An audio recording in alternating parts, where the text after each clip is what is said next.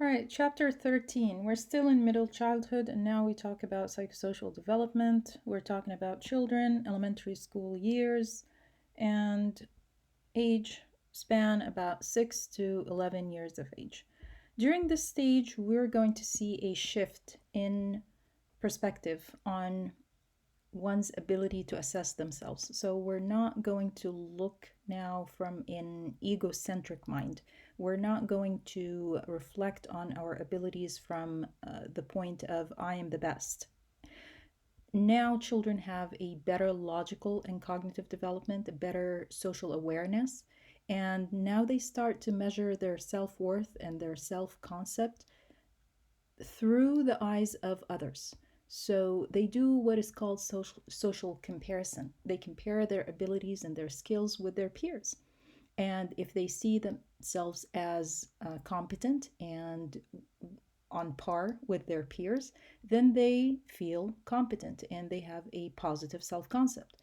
But if they see that they are not as good, or they are part of a group in our society that is affected by prejudice and subjected to bias, they might not be really getting an accurate assessment of their self worth or of their abilities. They might be actually reflecting what society thinks of them, not what they actually are capable of achieving. So, self concept is more realistic during the middle childhood years. It's more um, accurate, less inflated from that egocentric style that the preschooler used to have.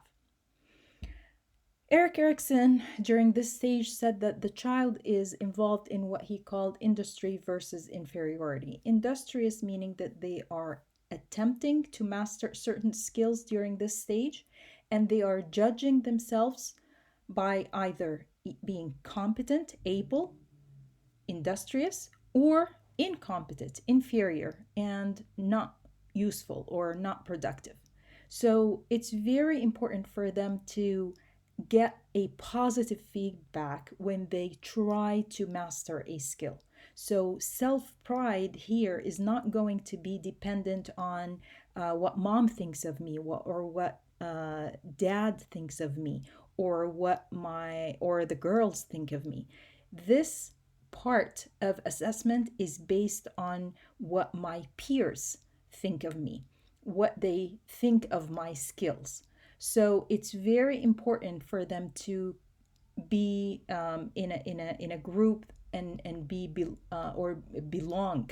So social rejection is really the ultimate cause of that feel of inferiority. And what helps in this stage is what, if you guys remember, Freud called the stage of latency, or he didn't really call it a stage, but he said this is the period where sex drive is dormant. So they're really not looking out to impress any of the other sex. And a compliment from a girl is not going to make them so happy or believe in their abilities or themselves. As a matter of fact, they tend to have rejection to the other sex during this period. This is the period where they really, boys and girls are not really attracted to each other. So you're going to get a kind of an assessment of ability based on what is being kind of told to them about their abilities by their peers. So actual accomplishments or that they are trying is not good enough. What they're looking at is really whether they can master the skill, they have perfected it or not. And that's why they become extremely self critical of themselves. I remember my son would be very furious during his soccer games because he lost the game, and it would not help if I sat there for hours trying to convince him that winning a game is a team effort, you cannot be the one who is really upset with yourself because you guys lost the game. But again, criticism or being very critical of their abilities is coming from the fact that they really assess themselves and their abilities based on what their peers think of them. Now, when we talk about psychosocial development during this stage, we have to reflect on the social context. And within the social context of a child, there's always going to be, of course, adversities and traumas and hardships. No one lives a perfectly smooth life. And if they did, then that would be wonderful. But the reality is, there are a lot of bumps in our lives that for the most part we can overcome, and a child is able to overcome. These are the minor stressors of everyday life. But when the child is faced with a significant adversity and they are able to come through it and overcome it and adapt positively to it, then we can call the child resilient. So, in order to call a child resilient, we have to take into consideration three important components of resiliency. Resiliency is defined as the capacity to adapt well to significant adversity and to overcome serious stress. And the factors here are the fact that the resiliency that the child is adapting to can be at a certain time of their life so overwhelming, but not at another time. Resiliency is dynamic. A person might be able to be resilient if it was, losing a father at, as an adult when you're in your 30s or in your 40s, is not as devastating as losing your father during your teen years.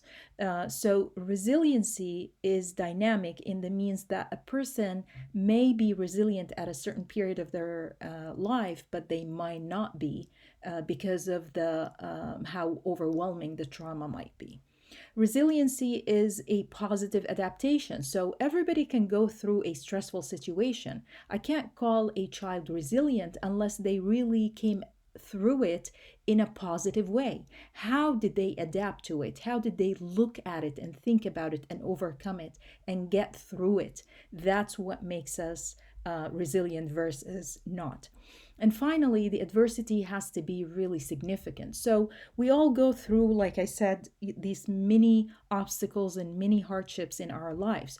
But had this been a major adversity, like the divorce of our parents, or the death of one parent, or a parent who became incarcerated, or the death of a sibling, those major adversities that might not be as easy, or they might overwhelm another person in their same age group or a peer, and to that child they were able to adapt positively and overcome it, then I would call that child resilient.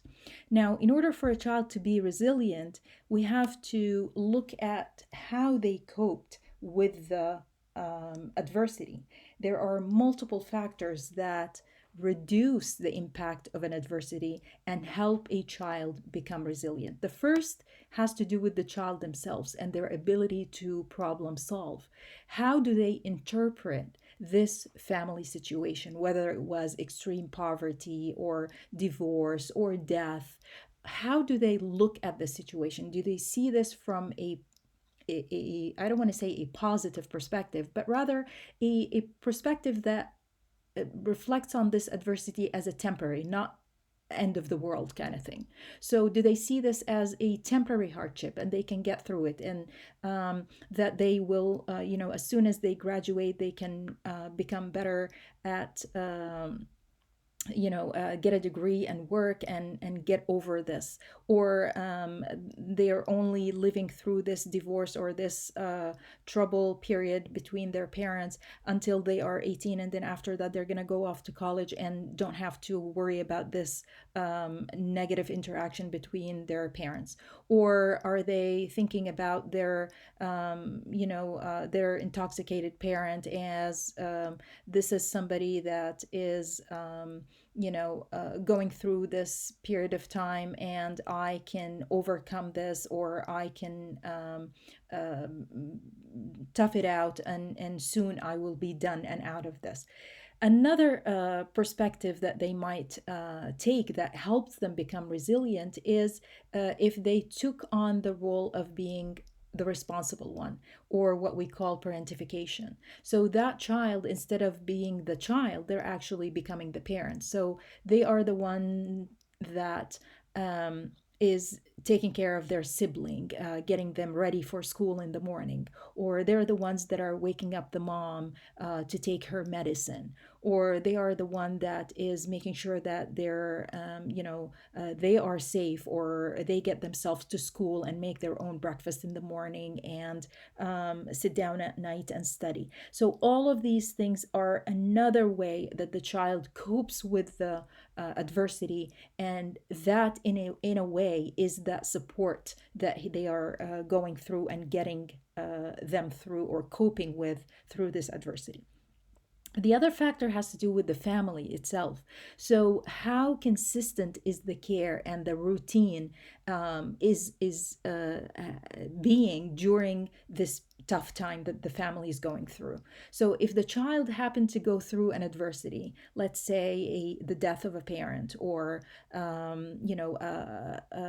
poverty, is the family trying to support that child by making sure that they are at least having a talk with them, so that they can express their feelings, and give them positive feedback about their ability to work through this. I remember when my husband passed away, I made sure that my children daily routine remained consistent, and they didn't have a lot of changes in their lives. Aside from that major change, I tried to make sure that everything else remained the same, so that they can have that support and that consistency in their lives. And finally, there might be a factor from the community itself. There might be that one person in the child's life, like the teacher, or the religious figure, or a peer that they feel comfortable talking to, and telling them how they feel, or getting that positive support from, or that shoulder to cry on, that helps them cope with this adversity and gives them that push to overcome it.